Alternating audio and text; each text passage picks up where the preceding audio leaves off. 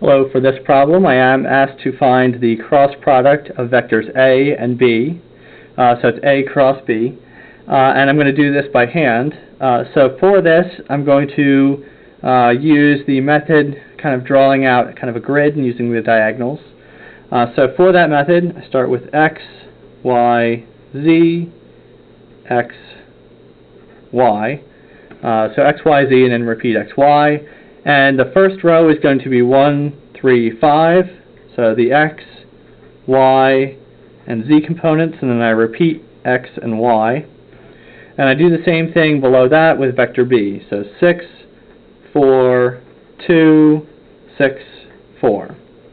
Alright, so the cross product, A cross B, is going to be equal to, I do the X, all the diagonals that go through an X, and so this is the positive direction, this one's going to be the negative direction, so it's going to be 3 times 2 minus 4 times 5. And so that is the part in the X direction, or I can use the I unit vector to indicate the X direction. So for the Y component, I do the same thing, all the diagonals that cut through a Y.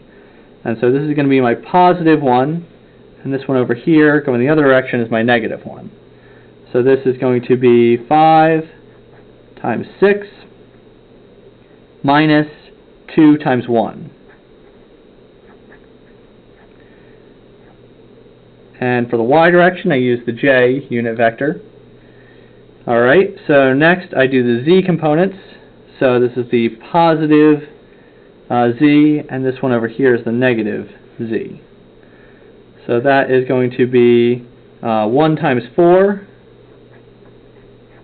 minus 6 times 3. And this is in the Z direction, which is the K unit vector. So with that, I simply have to kind of solve all the math. So 6 times A cross B.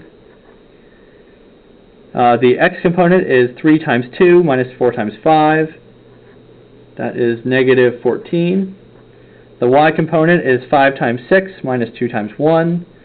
That's going to be 28.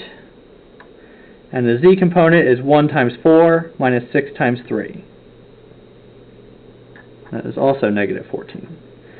So with that, I've got my cross product down here, and I've used this kind of simple diagram to help keep track of this big equation here. So with that, thank you for watching, and I hope to see you again.